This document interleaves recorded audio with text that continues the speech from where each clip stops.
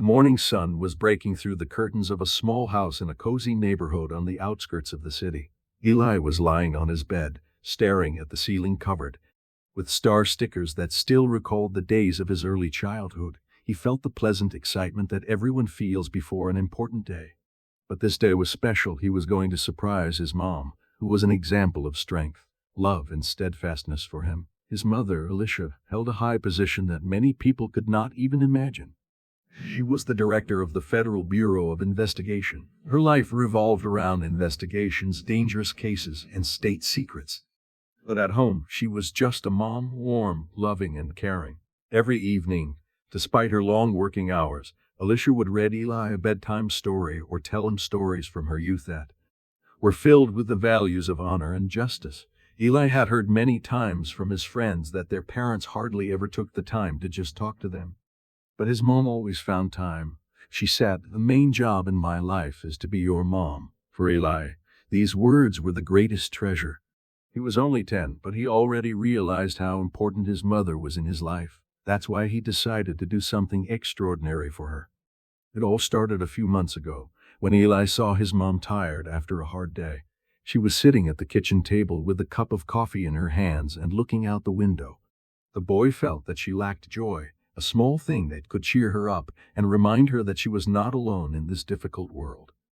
It was then that he had an idea in his heart to give his mother a gift that would show how much he appreciated her. One day, while flipping through a magazine at the library, Eli saw an advertisement for a local jewelry store. The front page featured a graceful wing-shaped pendant encrusted with small diamonds. It seemed perfect to him. The wings symbolized everything he saw in his mother: her strength, her ability to lift others and give them wings to fly. He imagined this jewelry hanging around her neck, reminding her that she was his superhero. But he faced a problem. The pendant cost a lot for a child of his age. The boy realized that he would have to try hard to raise the necessary amount. From that day on, he started working harder than ever before. Eli washed the dishes after dinner, helped his neighbor take care of her garden, and collected newspapers for recycling, just to earn a few dollars. Every morning before school, he counted his savings by taking them out of a small iron safe he had received as a Christmas present. This safe became his secret treasure where all his efforts filled with sincere love for his mother were hidden. Each coin had its own story. Each dollar was earned through hard work. On the eve of his mother's birthday, Eli finally made sure he had enough money. He felt incredibly relieved and proud of himself. All evening he sat on the floor of his room, planning a trip to the store. He decided that he would put on his best shirt, tuck it neatly into his pants, and put on the new sneakers his mother had given him a month ago. Morning came sooner than Eli expected. The sun's rays were breaking through the thin curtains, and the birds were singing outside the window, adding even more solemnity to the day. He had a quick breakfast, grabbed his money, and headed into town. On the way to the store, he dreamed of his mother opening the box, her eyes filling with tears of joy, and her hugging him tightly. Eli felt that this would be one of the happiest days of his life, but he could not have imagined the challenges he would face at the jewelry store. When Eli walked into the jewelry store, he was immediately overwhelmed by a sense of wonder. The store looked nothing like he had imagined. The spacious room was illuminated by dozens of crystal chandeliers that created a soft glow over the sparkling display cases. Each display case was lined with jewelry that looked like small works of art: rings, bracelets, necklaces, brooches, and much more. But most importantly, among this wealth was exactly what he had come for: a pendant in the shape of a wing. His little heart beat faster. Here it is, he thought as he walked closer to the window. It was even more beautiful than he had imagined when he looked at the photo in the magazine. The wings were graceful, shiny, and seemed to radiate some kind of magical energy. Eli stood there, breathless, and imagined his mother wearing this pendant. Shoppers moved around the store: wealthy men in suits, ladies in luxurious dresses. Their faces were serious, and their conversations formal. Eli, in his simple shirt and sneakers, felt slight. As he focused on the pendant, his attention was drawn to a group of people in the far corner of the store. 3 men were acting strangely. Their clothing was simpler than that of the other customers, and they kept glancing around as if searching for something. One of them was holding a phone, nervously typing messages. The second was examining the jewelry, as if assessing its value. The third kept looking toward the door, Their behavior was unsettling, but Eli chose to ignore them. He was too focused on the pendant. A saleswoman, a young woman named Sarah, stood nearby. She noticed the boy and approached with a cautious smile. "Can I help you?" she asked, though her tone was wary. Eli hesitantly pointed at the pendant and asked about its price. Sarah named the amount, and the boy realized he had enough money. He smiled with relief. But the saleswoman noticed how nervously he kept his hands in his pockets, which made her suspicious. At that moment, the group of men in the far corner began to act. One of them approached the display case just as Sarah was distracted by the boy. He pretended to be admiring the jewelry, but his eyes constantly flickered between the showcases and the surveillance cameras on the ceiling. The second man took a position near the door and started talking on the phone, as if coordinating something. The third, the calmest of them, was already standing by the exit holding a small package. Eli paid no attention to any of this, as he was focused on the pendant. He took his money out of his pocket and began counting to make sure he had enough. His coins jingled, and Sarah's suspicion deepened. When the boy timidly asked to hold the pendant for a closer look, she instinctively stepped back as if he were about to steal it. The tension in the store was rising. Sarah sensed that something was off. But instead of paying attention to the suspicious group of men, she chose to focus on the boy. Her voice became harsher as she said, "Leave the jewelry where it is." Eli, startled by her tone, placed the pendant back on the counter, his hands trembling. Sarah started moving toward the security call button, unaware of the real threat in the store. Eli stood by the display case, clutching his savings in his hands. His palms were slightly sweaty, and the coins clinked between his fingers as he counted them. He wanted to be sure he had the exact amount. His eyes held both confidence and slight excitement. He glanced at the pendant again, imagining how it would look hanging around his mother's neck. Yet the growing tension in the store remained unnoticed by him. Sarah, the saleswoman, continued to watch the boy with suspicion. She was used to wealthy customers entering the store in suits and designer clothing, calmly choosing the most expensive pieces. Eli, with his sneakers and shy smile. She couldn't recognize his good intentions, and his nervous movements only made him seem more suspicious. Meanwhile, in the far corner of the store, the group of criminals finally began to act. The first man, who had been watching the cameras, moved closer to one of the display cases. He examined the necklaces, but his movements were slow and careful. He wanted to avoid drawing attention. The second man nudged the door to the storage room, as if he had accidentally stumbled upon it. The third man stood by the exit, preparing their escape plan. Their plan was nearly in motion. Sarah, however, kept her focus on Eli. When the boy placed his money on the counter and reached out to take the pendant for a closer look, she took a step back. It seemed to her that the boy might try to steal the jewelry. Her heart pounded faster, and her mind filled with different scenarios, none of which reflected reality. "Leave it where it is," she said sharply. Her voice was so harsh that Eli flinched. He put the pendant back on the counter, confused about what he had done wrong. His cheeks flushed red, and his eyes filled with bewilderment. "I just wanted to see it closer," he whispered, but Sarah had already pressed the security button. A loud alarm filled the store, drawing everyone's attention to the boy.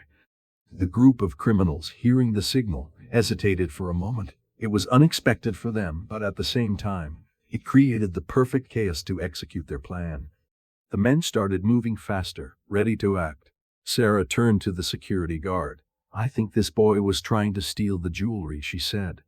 The guard, a man in a dark uniform with a radio clipped to his belt, approached Eli and began questioning him. "What are you doing here?" he asked sternly.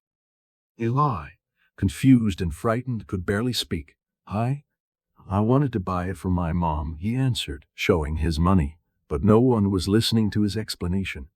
Soon, the police arrived at the store. Two officers entered, followed by another figure who made Sarah flinch. It was Eli's mother, Alekia, the director of the FBI. She had received a report about an incident involving her son. Her tall stature, sharp suit, and confident presence immediately changed the atmosphere in the store. While Alicia was assessing the situation, the group of criminals began executing their plan. One of them quickly opened the storage room door and started stuffing jewelry into a bag. The second man blocked the view from other customers, creating the illusion that nothing unusual was happening. The third man was already by the exit, ready to disappear at a moment's notice. Alicia looked at her son, embraced him, and then turned to Sarah with a stern tone. My son is not a thief. You didn't even listen to him. Sarah started to explain her reasoning, but Alicia had already focused on something more important. Her experience and instincts told her that the real threat was elsewhere. The store was in chaos. The security alarm, activated by the saleswoman, filled the space with a muffled siren sound that only heightened the tension. Customers glanced around nervously, and the store employees shot wary looks at the boy near the display case. This was all completely unexpected for Eli. He felt like he had walked into a trap he didn't understand. As Sarah continued insisting to the security guard that Eli might have intended to steal something, her full attention remained on the boy. Meanwhile, the criminals who had long planned their operation realized that the chaos worked in their favor. They continued their actions, taking advantage of the store's confusion. The first man, who had been watching the cameras, carefully slipped into the storage room. He moved cautiously, making sure no one noticed him. The second man distracted the employees, pretending to be busy on a phone call. The third man stood by the exit, seemingly guarding the door, but in reality, he was ready for a quick escape. Eli looked up at the security guard who kept questioning him. Why did you pick up the jewelry? The guard asked sternly. I just wanted to buy it from my mom, Eli replied, his voice trembling. He showed his money, trying to prove his good intentions, but Sarah was so caught up in her suspicions that she didn't give him a chance. Suddenly, the police entered the store.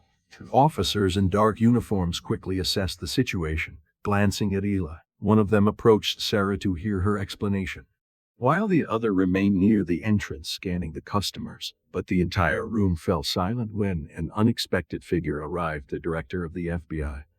Alicia, Eli's mother, was flawless in appearance. Her navy blue suit was perfectly tailored, and the confidence in her movements made it clear that she was in charge. Her sharp eyes quickly scanned the room, and she immediately realized the situation was more complex than it seemed. But first, she went to her son. Eli, are you okay? She asked, wrapping him in a protective embrace. Her voice was calm, but her gaze was sharp, as if she could already sense the danger lurking nearby. Sarah turned to the security guard and said, I think this boy was trying to steal the jewelry.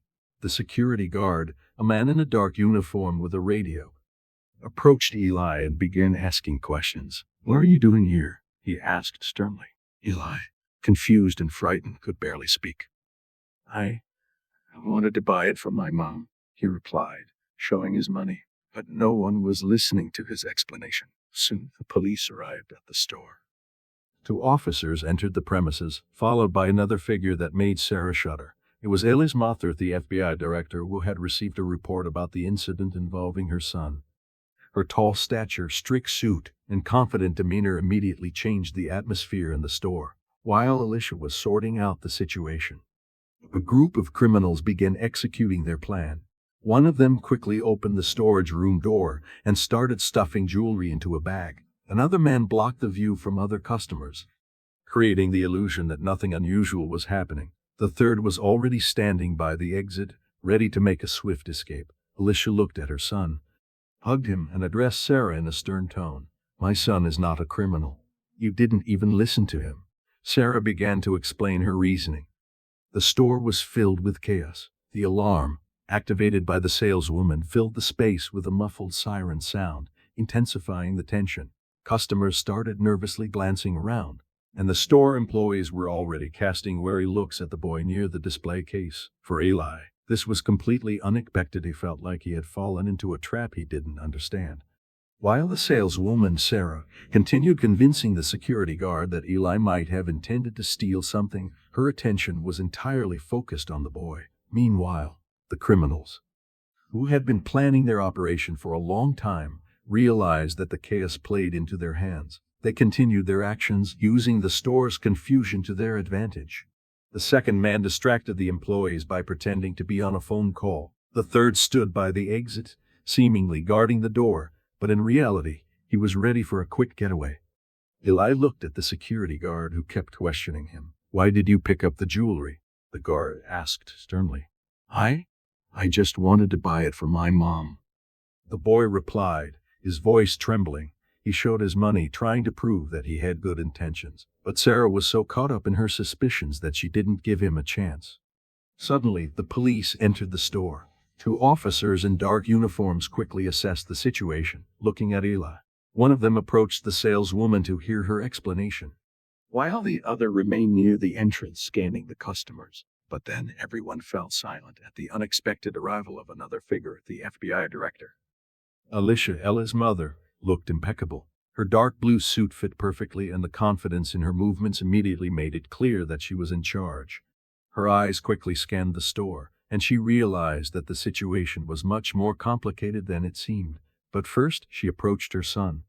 But Alicia interrupted her with a stern voice. "My son is honest. He wanted to buy a gift for me, and you didn't even try to listen to him." She looked at the money Eli was holding and understood that his intentions were pure. However, her professional experience told her that something was wrong in the store. Alicia noticed movement in the far corner, where one of the men was slipping between the display cases. Her gaze lingered on the storage room door, which was now slightly ajar. She knew that in such situations, it was important to act quickly but with a cool head. "Officers, pay attention to those men," she said, pointing to the suspicious group. The police hesitated at first but then followed her lead. Alicia began coordinating their actions, and within minutes, the situation shifted. One of the criminals tried to leave the storage room with a bag full of jewelry but was quickly stopped. The second man, who had been standing by the door, attempted to escape, but the security guard detained him. The criminals were arrested, and the tension in the store gradually eased. Alicia hugged Eli and said, "You did great. Your kindness and honesty saved the situation." The boy finally felt relief, and the color returned to his cheeks. Eli stood beside his mother, feeling his fear and confusion slowly fade away. Her presence was like a protective shield, deflecting all unjust accusations. Alicia, the FBI director, held her son's hand, but her eyes were already focused on another part of the store, where the criminals were operating. Her heart pounded faster, and her intuition signaled something very dangerous. The quick and nervous movements of a man near the display case, the silent man by the exit who seemed ready to run. She realized that the real threat was right there but didn't want to act impulsively. "Officers, please help me check the storage room and monitor this group's actions," Alicia said calmly but firmly. The police officers nodded, understanding that this was not just an ordinary citizen speaking. Her professionalism and tone left no doubt about her competence. The first officer approached the storage room door, but the man standing near it suddenly stepped forward, as if trying to block the way. "This is a private area," he said, but his voice was nervous. The officer sensed something was wrong and ordered him to step aside. Meanwhile, the second officer began questioning the man at the exit, who had suddenly gone silent. Alicia leaned down to her son and whispered, "You did everything right. Now I just need a little more time." Her words reassured Eli, but he still felt uneasy as he watched everything unfold. He was so affected by the situation that he began noticing more details than usual. "Mom, I saw that man take something from the display case and walk toward the door," Eli said, pointing at one of the criminals. Alicia nodded in appreciation. She always believed that attentiveness was the key to solving any situation. The officers entered the storage room and Alicia followed them. What they saw confirmed her suspicions. Scattered jewelry lay on the floor, and one of the men was hastily stuffing them into a black bag. Seeing the police, he tried to escape through another exit, but a security guard whom Alicia had warned in advance was already waiting there. "This is a robbery," she said, staring directly at the criminal. Her voice was cold and unwavering. She gave the police the order to arrest him, and soon the other criminals were also detained. They tried to convince the officers that they were just customers, but the store's surveillance cameras, which Alicia had requested to be checked, revealed their true intentions. Eli watched everything unfold with a mix of fear and admiration. His mom was like a superhero who saved the day. He felt proud of her but also a bit guilty for being the initial cause of the misunderstanding.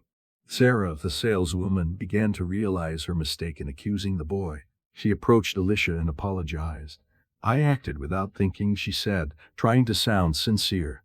Alicia simply nodded, but her main focus remained on her son. As the tension in the store finally faded, Eli still felt mixed emotions. He held his money tightly as if it could disappear. Who had just brilliantly handled the situation, stood beside him. Her gaze was determined, but when she looked at her son, it was filled with warmth. Eli realized that no matter how serious the circumstances, his mother would always be his protector. "Your kindness and attentiveness helped us today," Alicia said, placing a hand on her son's shoulder. Her words were filled with warmth, and Eli felt a little better. His fear gradually faded, replaced by a sense of pride that he had. She approached Eli and quietly said, "I'm sorry. I made a mistake by not listening to you." Her voice was sincere, and the boy simply nodded, trying to be polite. Wanting to make amends, Sarah decided to do something special. She gifted him a beautiful pendant case adorned with an elegant pattern. Eli hesitantly took the case and finally completed his purchase. That moment felt like a triumph. He had overcome all obstacles and achieved his goal. Carefully, he placed the pendant in the gift box and closed his eyes for a moment, imagining his mother unwrapping it at home. Watching her son, Alicia felt a deep warmth in her heart. To her, the pendant he had chosen was more than just jewelry. It was a symbol of love, courage, and keenness, the very qualities she cherished in him. She knew that this day would stay with them forever, as proof that even in the most difficult situations, one could find the path to justice. Everything ended well. The criminals were caught, the stolen jewelry was returned to the store, and the tense atmosphere gradually gave way to calm. Alicia and Eli left the store, holding the precious gift. They walked side by side, each step feeling like a move towards something new, something better. "I'm proud of you," Alicia said, holding her son's hand. Eli smiled, his eyes shining. He knew that this pendant would mean more to his mother than any words ever could. When they returned home, Eli eagerly waited for the moment to give his mother the gift. Alicia opened the box, and her eyes filled with tears of joy. She hugged her son tightly and said, "This is the best gift I've ever received."